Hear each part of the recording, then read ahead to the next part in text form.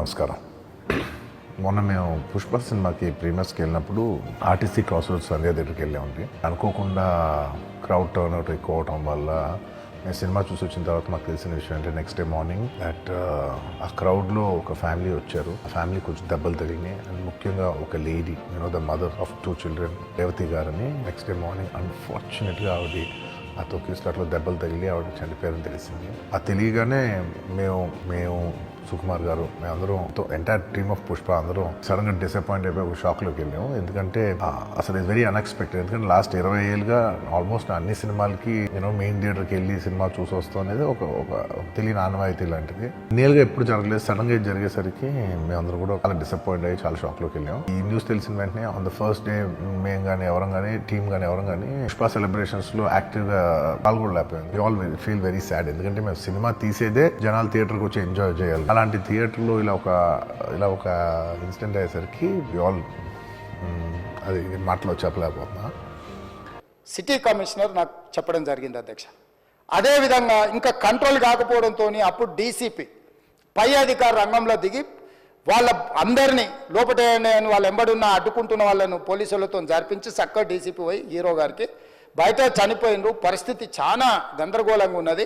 మీరు ఇక్కడ నుంచి కదలాల్సిందే, లేకపోతే మిమ్మల్ని పోలీస్ స్టేషన్కు తీసుకెళ్లాల్సిన పరిస్థితి వస్తుంది, మీరు ఇక్కడ నుంచి కదలాల్సిందే అని బలవంతంగా అతన్ని సినిమా మధ్యలో 12 గంటల సమయంలో, రాత్రి 12 గంటల సమయం అట్టిగా ఆ సమయంలో అతను తీసుకొచ్చి బండెక్కిస్తే మళ్ళీ అతను రూఫ్ టాప్ ఓపెన్ చేసి మళ్ళీ చేతులు ఊపుకుంటూ రోడ్ షో చేసుకుంటూ, అంటే తల్లి చనిపోయి పిల్లగాడు చావు బతుకుల మధ్యలో ఉన్నాడు, మీరు వెళ్ళండి అని వెనక్కి పంపిస్తే కూడా మళ్ళీ కారులో రూఫ్ టాప్ ఓపెన్ చేసి చేతులు ఊపుకుంటా అభిమానులను సంతోషపెట్టుకుంటా రోడ్ షో చేసుకుంటా అతను వెళ్ళిపోయింది అధ్యక్ష. పోలీసులు కేసు చేసిరు. కేసు మీద థియేటర్కి సంబంధించిన కొంతమందిని అరెస్టు చేసిరు. అరెస్టు చేసి 10-11 రోజుల తర్వాత పోలీసు హీరో గారింటికి వెళ్ళిండ్రు. మీరు కూడా కేసులో A11 మీ మీద కేసు ఉందని చెప్పడానికి పోలీసులతో దురుసుగా ప్రవర్తించిండు. మీరు ఆ వీడియోలన్నీ కూడా చూసిండ్రు. ఆ పరిస్థితిలో చట్టాన్ని అమలు చేసే పోలీసులు ఆల్రెడీ ప్రాణాలు పోయినాయి. ఒక నిరుపేద తల్లి చనిపోయింది, కొడుకు చావు బతుకుల మధ్యలో ఉన్నాడు. ఆ రోజు కోర్టుల కేసులు కూడా వస్తున్నాయి. కోర్టుకు కూడా మీరు విచారణలు ఏం చేసిండ్రని కోర్టుకు కూడా పోలీసులు జవాబు చెప్పాల్సిన పరిస్థితి ఉండే అధ్యక్ష. దాంతో మాట్లాడితే వాళ్ళు చాలా బాధ్యతారహితంగా సమాధానాలు ఇచ్చారని మా పోలీస్ సిబ్బంది చెప్తాను. దాంతోనే అతన్ని పోలీస్ స్టేషన్ తీసుకెళ్ళారు అధ్యక్ష. ఇక్కడి వరకు ఒక హీరో, ఒక థియేటర్లో జరిగిన సంఘటనలు, వీటన్నిటి నేపథ్యంలో పోలీసులు వాళ్ళ విధి నిర్వహణ నిర్వహించారు అధ్యక్ష.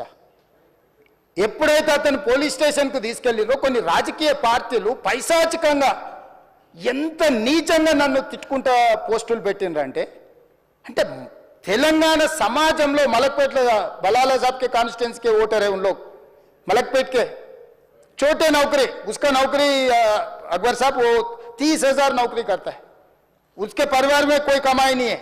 एक टिकट 3,000 रुपये में खरीदा. वो बच्चा उनका फैन है बोल के उनके परिवार 12,000 रुपये रखकर 4 टिकट खरीद के पिक्चर को गए.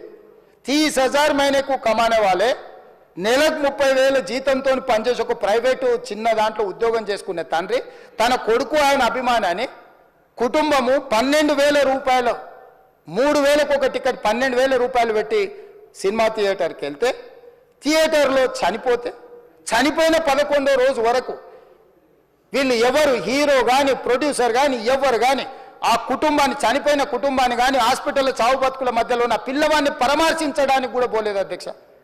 ఇది ఏ రకమైన మానవత్వం అధ్యక్ష? నాకు అర్థం కాలే.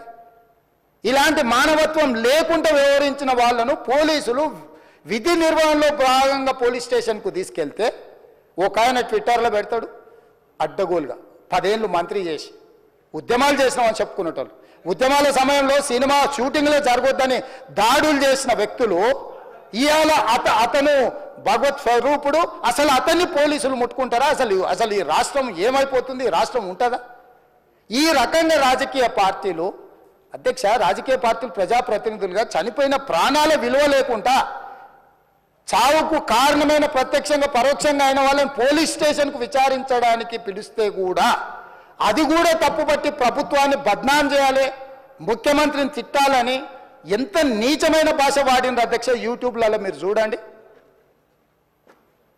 నాకేముంటుంది అధ్యక్ష? ఏంది ఆ సినిమాకు స్పెషల్ రిలాక్సేషన్స్ ఇచ్చి ఇవాళ సినిమా ఏదైతే వ్యాపారం చేసిందో సినీ పరిశ్రమను ప్రోత్సహించాలని మొదటి వారం అత్యధికంగా సినిమా ధరలతో టికెట్లు అమ్ముకోవడానికి, స్పెషల్ షోలు వేసుకోవడానికి, బెనిఫిట్ షోలు వేసుకోవడానికి ప్రత్యేకమైన అనుమతులు ఇచ్చింది నా ప్రభుత్వమే కదా, మా ప్రభుత్వమే అధ్యక్ష.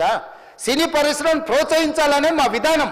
ప్రోత్సహించే క్రమంలో తెలంగాణ ప్రజల ప్రాణాలను తీసుకోమనే, ప్రాణాలు తీసుకుంటే కూడా వాళ్ళని ఏమనొద్దానంటే మీరు లా చేయండి అధ్యక్ష. మరి స్టేట్కు లా అథారిటీ ఉందో లేదో నాకు తెలియదు, కానీ star, film star, super stars or political stars is having some special privilege.